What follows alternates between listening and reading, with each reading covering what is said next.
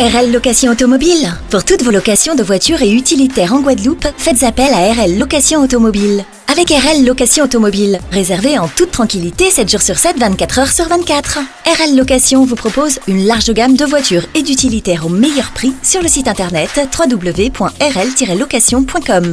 RL Location, c'est aussi l'assistance et la livraison. Pour tout renseignement, contactez-nous au 0590 10 66 87. RL Location Automobile, la location en toute simplicité. Réunion Actualité.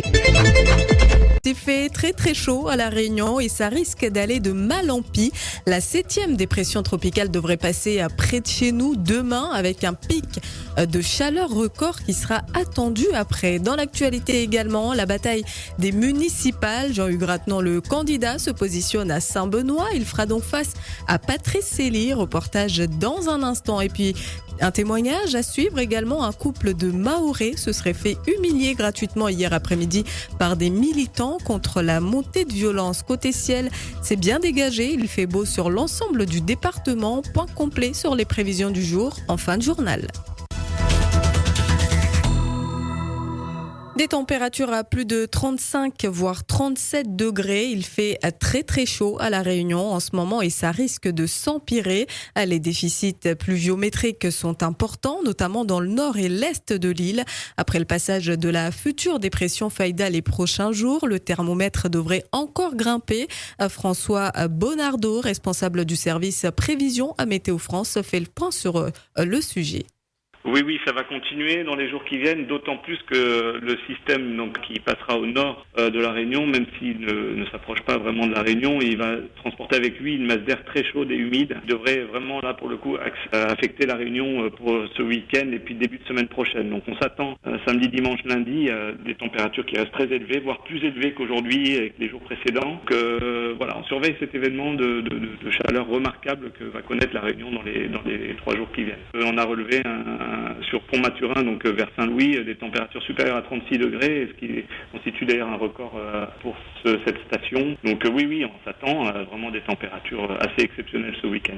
À noter qu'à l'heure actuelle, d'après le dernier point de Météo France, la dépression tropicale Faïda passera dimanche soir ou lundi matin au plus près de la Réunion à près de 250 km au nord de l'île.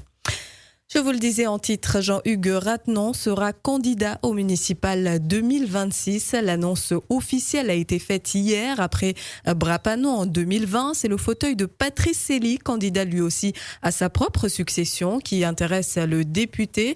Alors, avec plus de 12 mois d'avance, il annonce la couleur. Je vous propose d'écouter ce reportage d'Yves Montrouge qui s'est glissé dans la foule hier soir de militants en fait.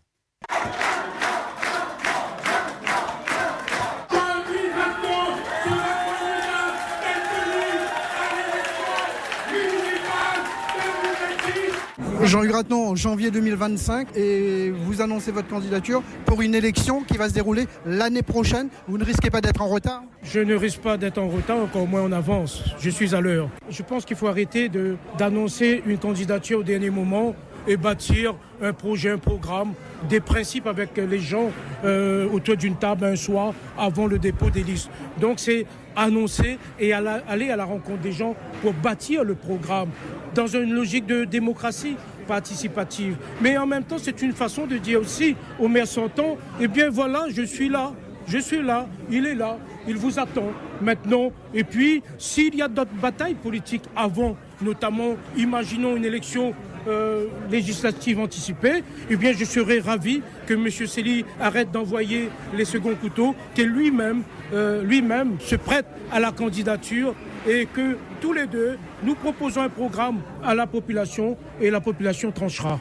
Jean-Hugues Rathenant au micro d'Yves Montrouge. Notez que les élections municipales devraient avoir lieu au mois de mars 2026.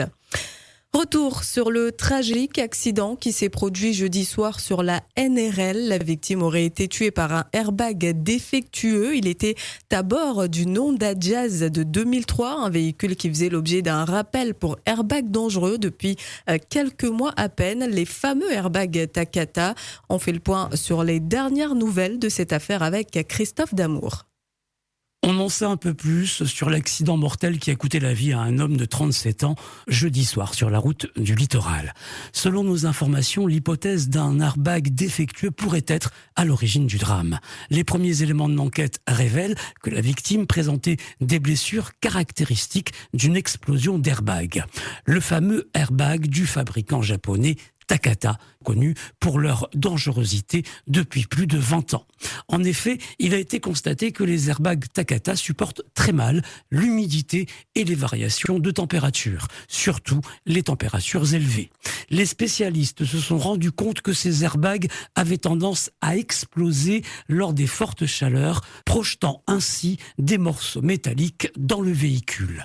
Depuis 2016, 15 personnes en France ont été tuées par les airbags Takata, dont 14 dans les départements d'outre-mer.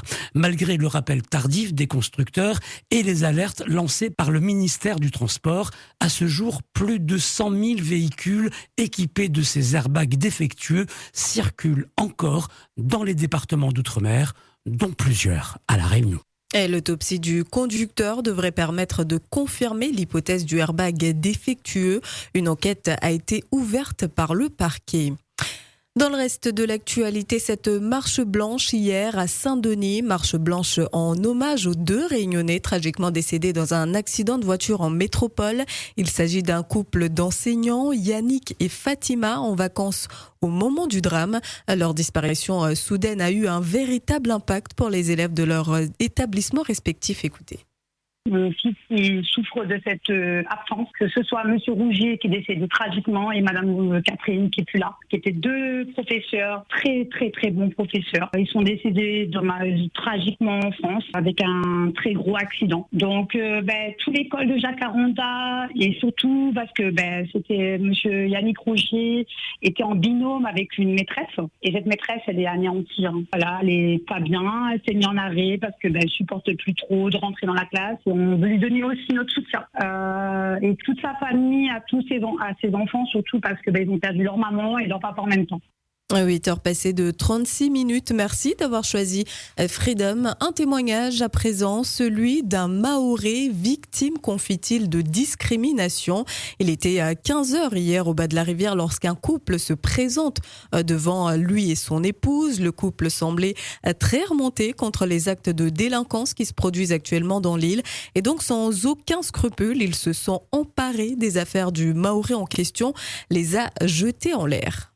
Concrètement, ils ont pris mes chaussures, ils ont jeté, ils ont pris nos affaires, ils ont jeté. Et là, avec ma femme, on est parti. En fait, j'ai demandé des explications pourquoi vous avez jeté mes chaussures. Il m'a dit, on est en train de nettoyer. S'il y a les Mahorais, on va nettoyer pour aller chez eux. C'est ça, en fait, ce qu'il m'a dit. Après, moi, j'ai dit, mais moi, je suis dans le coin tranquille. Il ne faut pas me mettre dans les gens qui font des bêtises ou... Non, ils m'ont dit, de toute façon, vous êtes tous pareils. Mais après, moi, j'ai resté parce que moi, en fait, je voulais découdre avec lui, mais mon madame, il m'a dit qu'on laisse tomber, mais bon, on va rentrer. Parce qu'il était avec son madame, il était loin.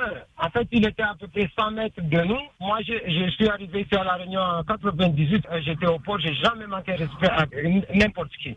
Voilà, cette scène qui s'est produite du côté de Saint-Denis au niveau du bas de la rivière. Des grincements de porte dans la nuit, ça peut faire peur, mais alors quelqu'un qui toque avec force et insistance à 2h, 3h du matin, ça devient vite terrifiant. C'est pourtant très régulièrement que les auditrices que vous allez entendre subissent ces nuisances. Elles vivent seules et n'ont aucune idée de ce qui peut être derrière ces nuisances, ni dans quel but ce dernier opère. Écoutez, elles décrivent la situation. Quand on dort la nuit à 4h du matin, on entend tambouriner sur sa porte et que quelqu'un veut ouvrir sa porte, oui, ça fout les chocottes, quoi. À fois ça toc-toc, à fois ça coup de poing, le prend son poing, lui cogne la porte. Tous les semaines, il y a quelqu'un qui vient cogner sur ma porte entre 22h jusqu'à 4h du matin. Il vient, il passe toutes les semaines, 2 fois par semaine, il vient, il cogne sur ma porte pour faire réveiller moi, sinon pour faire peur moi. Alors il reçoit la passer, c'était 1h moins le quart, et il a repassé à 3h. Et comme moi tout seul dans ma case, il fait peur sauter dehors pour voir c'est qui la nuit. Me demande un petit peu les avis des auditeurs pour voir quels conseils que les autres pourraient donner à moi pour voir. 4h du matin ou 3h du matin, je pense pas c'est un amoureux. Sur Saint-Louis, dans une résidence, et ben c'est la même chose. 4 fois par semaine, on vient tambouriner à ma porte. On essaye d'ouvrir ma porte. Ah oui, carrément. Avec la poignée, on essaye d'ouvrir ma porte. Vous savez, le temps que je sors de la chambre, le petit malin, il reste pas là, lui. Il tambourine. Et puis hop, il s'enfuit. Il y a à peu près 50 fois, j'ai déjà déposé au moins 5 mains courantes à la gendarmerie. Et ben rien n'y fait. J'ai dit au gendarme, venez relever les empreintes. Alors, que faire face à ce genre de situation ? Vous pouvez apporter des conseils à ces locataires en détresse. La libre antenne est à votre disposition au 02 62 99 12 00. Ça sera juste après ce journal.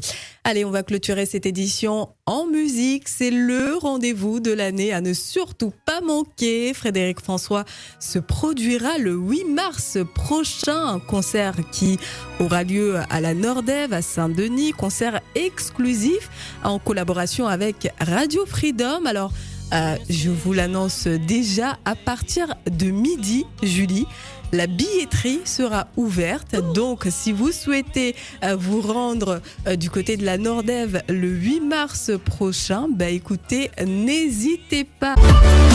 O-News Radio sur outremernews.fr.